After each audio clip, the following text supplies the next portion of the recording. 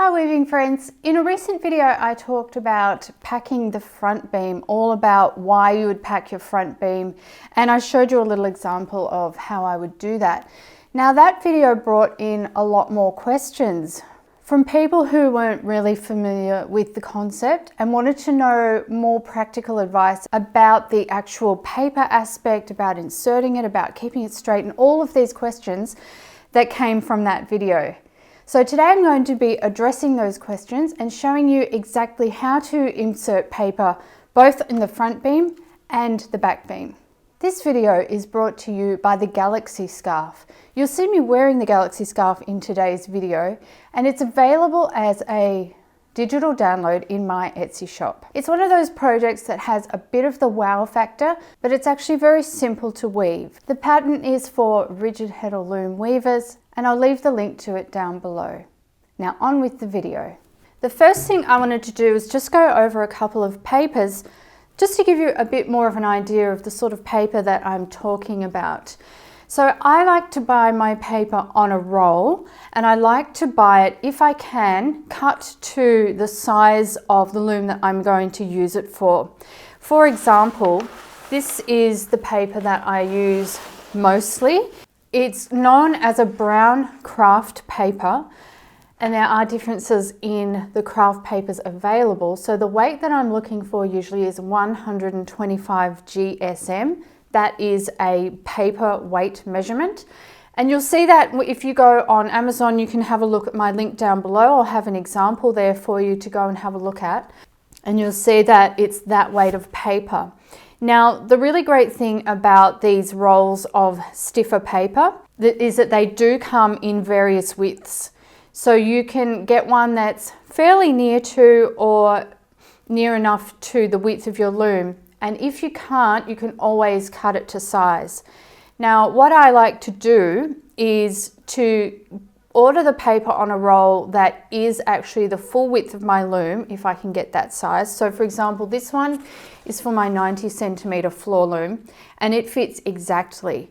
And so the idea is, it doesn't matter whether I'm weaving a wide project or a narrow project, I'm always using the same width of paper. And if I order this width of paper, it's just more flexible, because then I don't have to have all these different sized rolls of paper for the one loom. I might have different size rolls of paper for various looms if I want to do that, but at least for that one loom, I can have its own roll of paper. Now, this paper is often sold, I've noticed in the title descriptions, it's often sold as wrapping paper. I would think of this as a little bit stiff for wrapping paper. I do have another brown paper right here, and this one I would really consider a wrapping paper because it's much thinner. I don't know the exact weight of this one, but this is the one that I bought first. I actually bought it for my rigid heddle loom for my 60 centimeter or 24-inch loom, so it's that size, that width, but I found that it was too thin.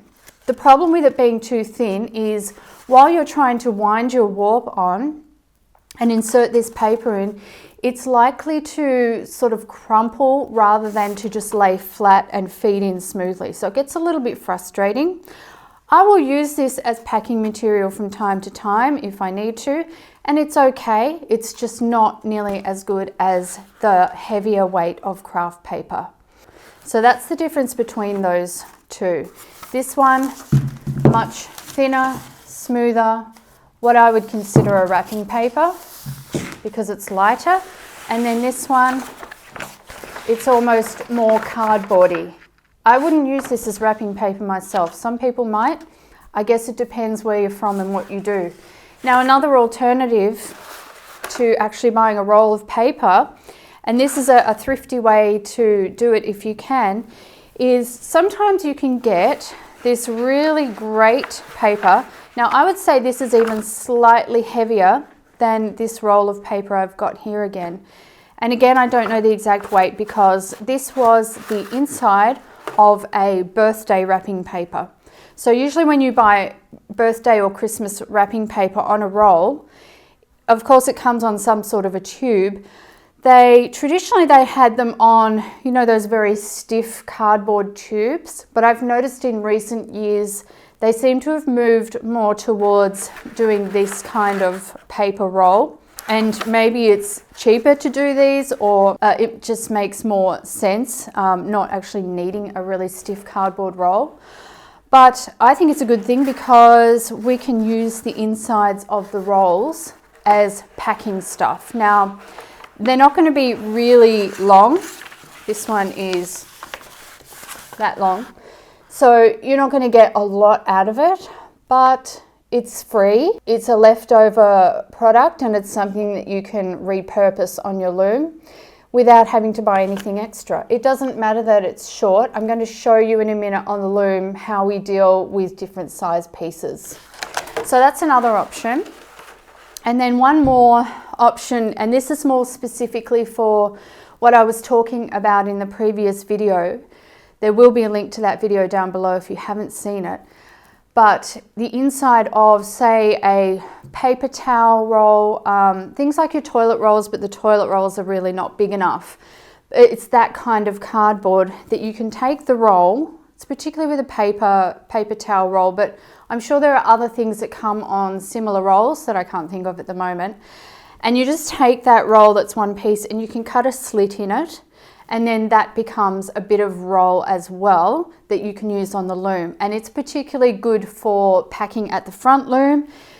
If you refer to the last video where I was talking about the knots and the ties that cause those lumpy bumpy bits at the front when you start to advance your warp, if you pop your slit roll over the top of those, that's going to do a marvelous job of fixing that problem for you.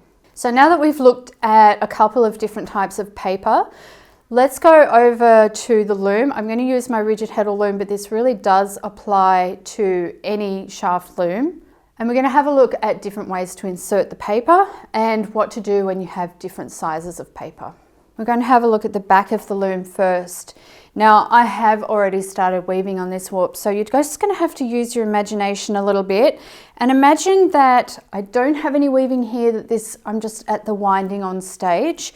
I've got all of my warp ends going around, they're all threaded on, and I'm going to wind this warp on. So I've got my nice thick roll of paper here, and I don't have a lot of it. And that's actually can be a really good thing, because what I've found is if I'm using a really big roll of paper and I insert the roll, it's really hard to keep it very straight. And what you might start to get is some crumpling on one side, or you might start to get this sort of effect where the paper is slowly moving and you're getting layers of it that end up looking kind of diagonal like this. And so if you have shorter lengths of paper, you can just reinsert more paper as you go. That's really easy to do, and it completely gets rid of the problem of trying to keep your paper in place. Anyway, let's have a look at how I would actually put this paper in. Now, when I'm warping, I usually do one full rotation of the warp onto the back beam before I put any paper in. I do have a very short warp on, so I just have to see how I go with that.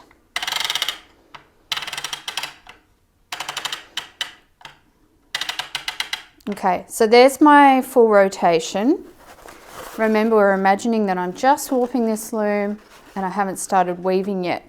So now's the time to start putting in my paper or whatever I'm going to use for separating. You can, of course, use cardboard warping sticks. But I do find that paper is superior. So I'm going to bring my paper in underneath that back beam, and you'll see that the paper's wanting to curl, of course, because it's on a roll and it's been on a roll since it was made.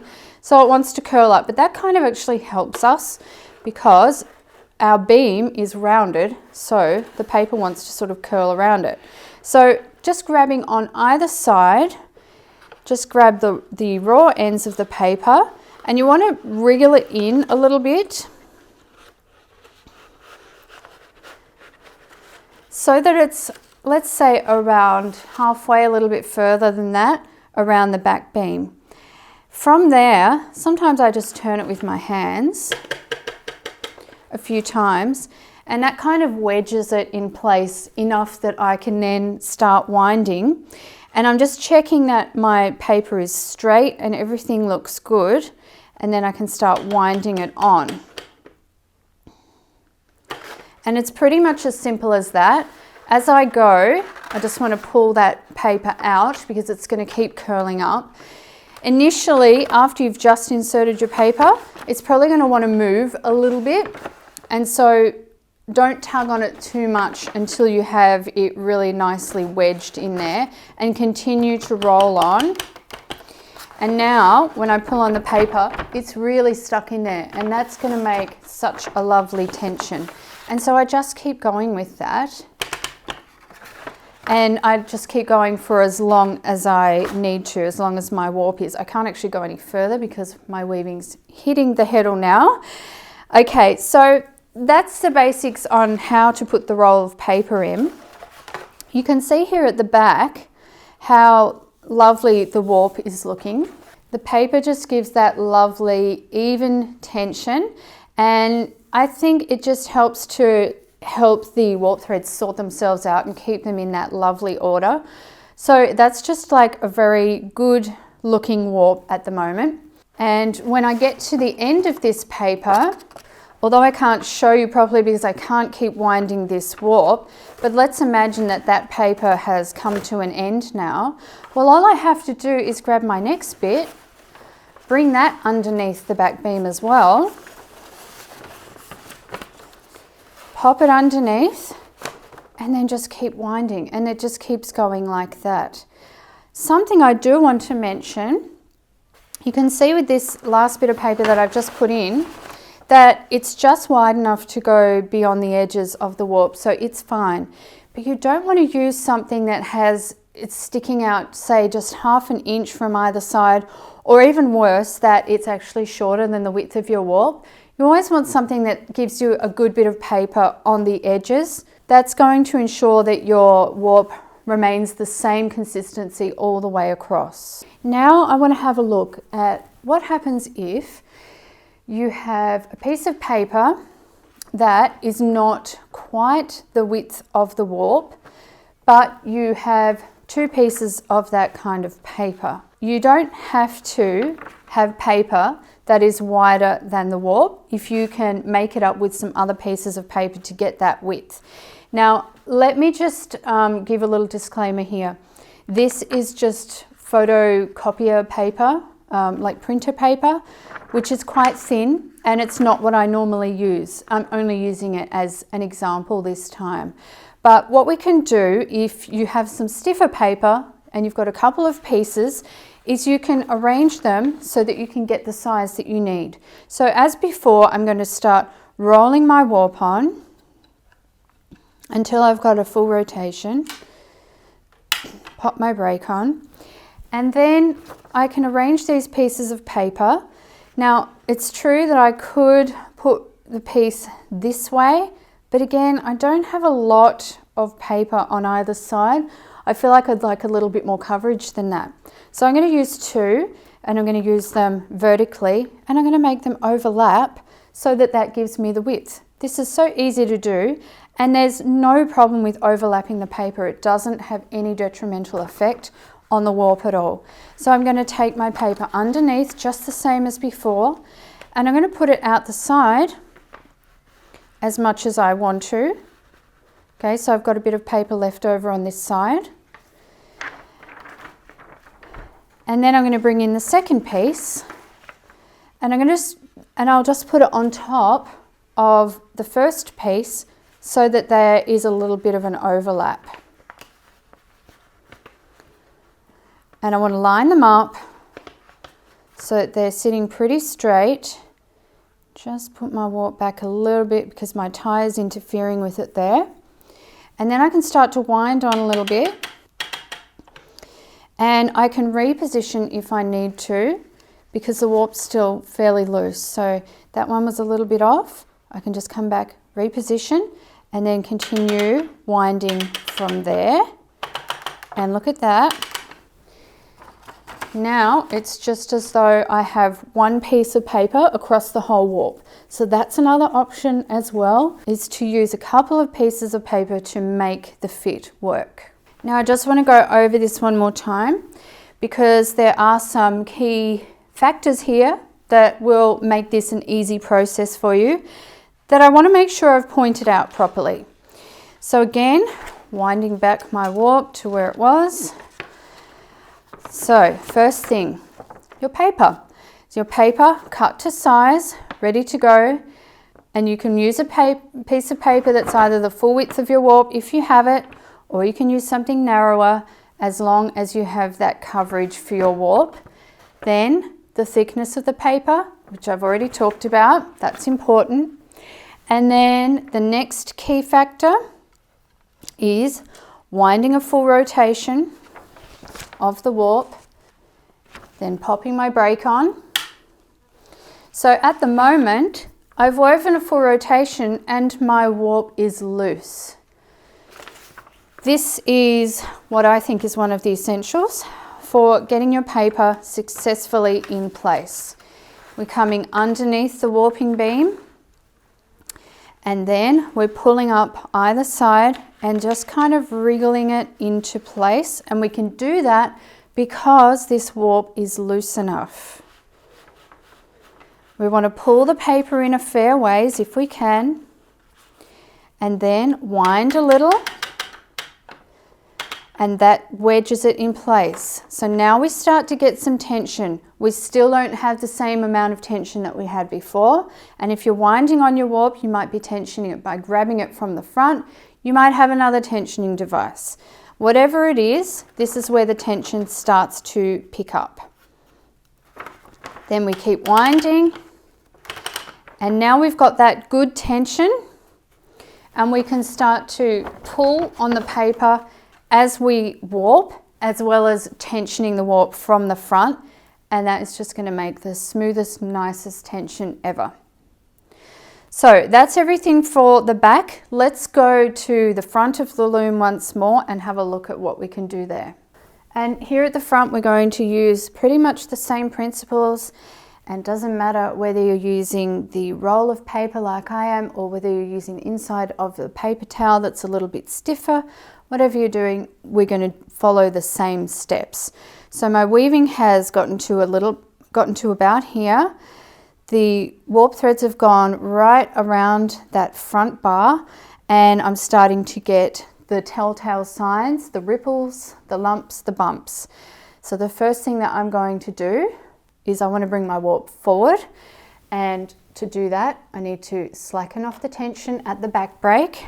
Okay, so now we've got some floppy tension. Remember, that's the first key factor for putting in paper successfully. Slacken off the tension.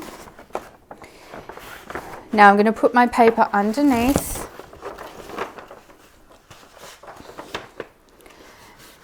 and then bring it up either side, and I've got the appropriate size of paper, and I've got the appropriate weight and all of that good stuff. And I'm going to jiggle it into place. It's going to feel a little bit different to when you jiggled it into place at the back, because now we've got some weaving to deal with, and we've got the knots, and it's a little bit different. But jiggle that into place, even if it feels a little bit bumpy, and then once you've got it in place and it feels like it's sitting there, it will come out if you pull it because it's not tensioned in yet. But if you can get it to just sit there quietly for a moment, and then we can start to tension it forward. And from that point on, it gets sandwiched and it gets tensioned in. I'm going to slacken off my warp a little from the back again. I always do little by little when I'm advancing my warp. And now my paper, let's give it a tug. It's not going anywhere. It's really tensioned in there. And this piece that I've got here, it's a little bit long, but I don't mind it sitting there while I'm weaving. It's not going to be very long before it gets rolled in more and more, and then I'll introduce a new piece when I need to. So the length of your roll of paper really just depends on your comfort level, whether you mind it sitting there on top of your legs. If it's annoying to you or distracts you or whatever, cut it and reintroduce new pieces as you go. But as much as I continue to weave and advance my warp, that piece is just going to keep feeding on in there. Let's see if we can just keep going with it.